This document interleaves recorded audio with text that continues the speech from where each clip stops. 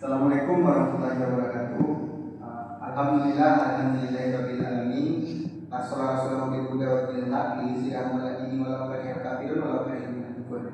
Asyhadu an la ilaha illallah wa asyhadu anna Muhammadan abduhu wa rasuluh la nabiyya ba'da. Yang terhormat Bapak dosen penguji dan dosen pembimbing saya, dan selanjutnya kepada teman-teman semua yang telah hadir dalam praktek sidang seminar proposal saya pada siang hari ini. Perkenalkan, nama saya Abdul Rizky, NIM 212340, berasal dari TAI 5L. Di sini saya akan menyampaikan proposal saya yang berjudul kontribusi serta apresiasi terhadap hasil belajar Al-Quran Hadis siswa di MTSN 4 Pariaman kelas 8. Termasuk pada latar belakang. Di latar belakang ada berisi tentang peran pendidikan.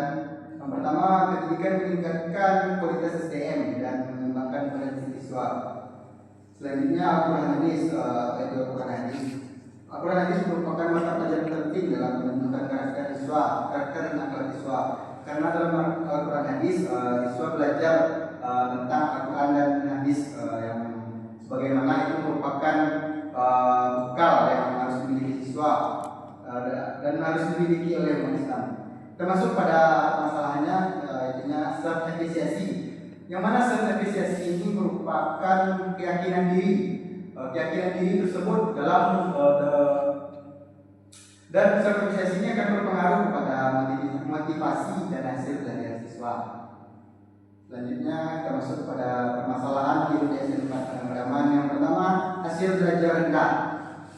Siswa kelas 83, 84 dan 85 rata-rata tidak tuntas dalam mata pelajaran Quran Hadis. Indikator self apresiasi sangat rendah. Yang pertama, siswa tidak peduli menjawab soal, tugas yang tidak diselesaikan, persiapan menghadapi ujian ulangan sangat kurang, dan menganggap pelajaran terlalu sulit. Padahal kalau dipelajari, pelajaran itu tidak terlalu sulit. Selanjutnya, apa itu self apresiasi? Self apresiasi merupakan yang pertama intinya keyakinan diri, penilaian individu terhadap kemampuan mengatur dan melaksanakan tindakan. Jadi dalam di sini keyakinan diri itu bagaimana individu itu menilai bagaimana kemampuannya terhadap mengatur sesuatu dan melaksanakan suatu tindakan.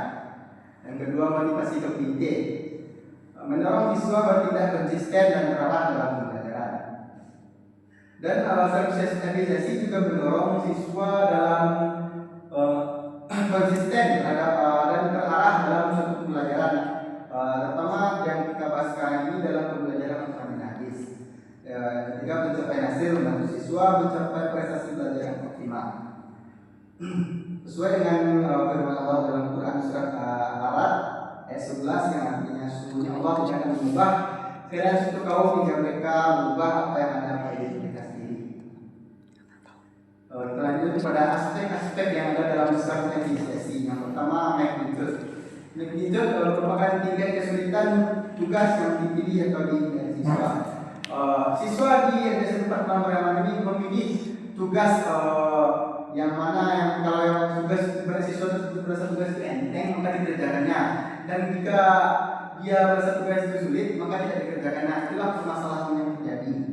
Selanjutnya, strength, jadinya kekuatan atau keyakinan siswa dalam menghadapi rintangan dan hambatan. Siswa harusnya memiliki keyakinan dalam menghadapi rintangan dan hambatan yang terjadi dalam proses pembelajaran. Nah, selanjutnya, generality, artinya keluasan bidang tugas yang dapat diselesaikan dengan berbagai cara. Kita masuk pada hasil belajar Al-Quran Hadis. Yang pertama, perubahan tingkah laku siswa dari tidak tahu menjadi tahu setelah proses pembelajaran. Karena penilaian kognitif, pengetahuan dan pemahaman efektif, sikap dan nilai psikologi keterampilan praktis. Faktor yang mempengaruhi hasil belajar, yang pertama internal. Pada di faktor internal ada faktor fisiologis, kesehatan dan kondisi fisik, dan ada faktor psikologis, IQ, minat dan motivasi.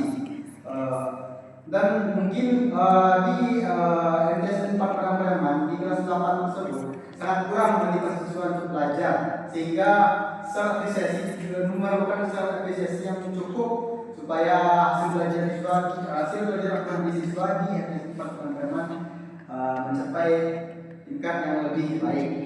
Selanjutnya ada faktor eksternal. Faktor eksternal akan mempengaruhi pelajaran. Pertama, lingkungan, ya, baik itu lingkungan fisik dan sosial.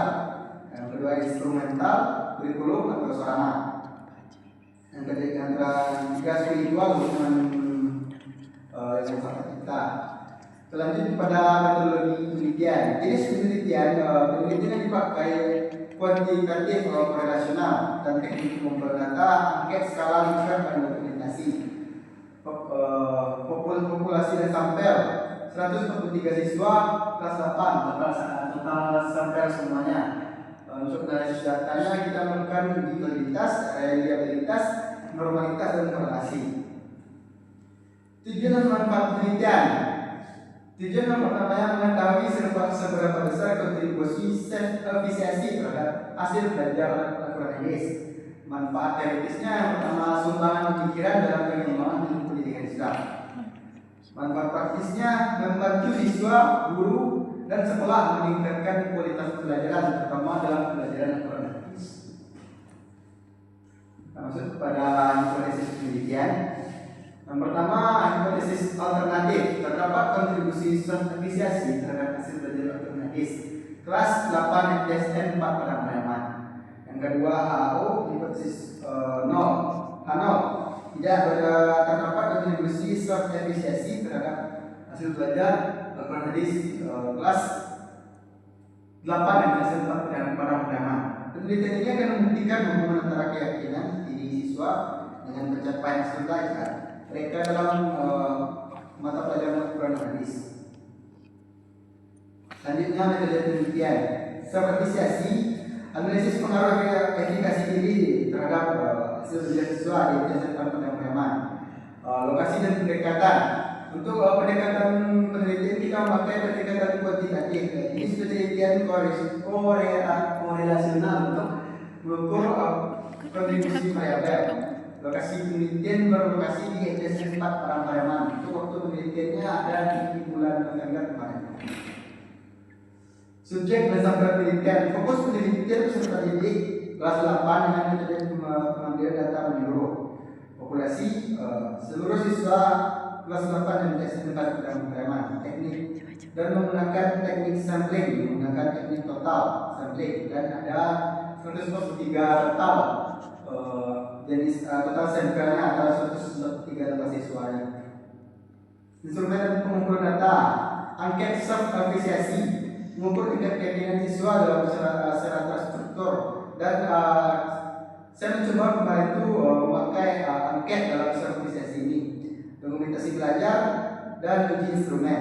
Di dokumentasi belajar data nilai hasil belajar mata pelajaran Al-Quranis, dan uji instrumen verifikasi melalui validitas dan reliabilitas.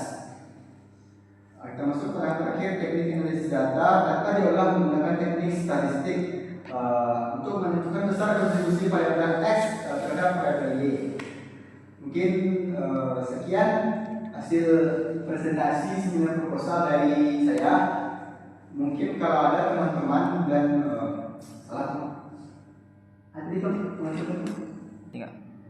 besar harapan saya supaya Bapak Ibu memberikan kritikan dan saran beserta masukan kepada saya supaya proposal saya bisa saya lanjutkan tahap skripsi. Mungkin sekian yang dapat saya sampaikan. Salah dan ganggalnya maaf. Kita Assalamualaikum warahmatullahi wabarakatuh.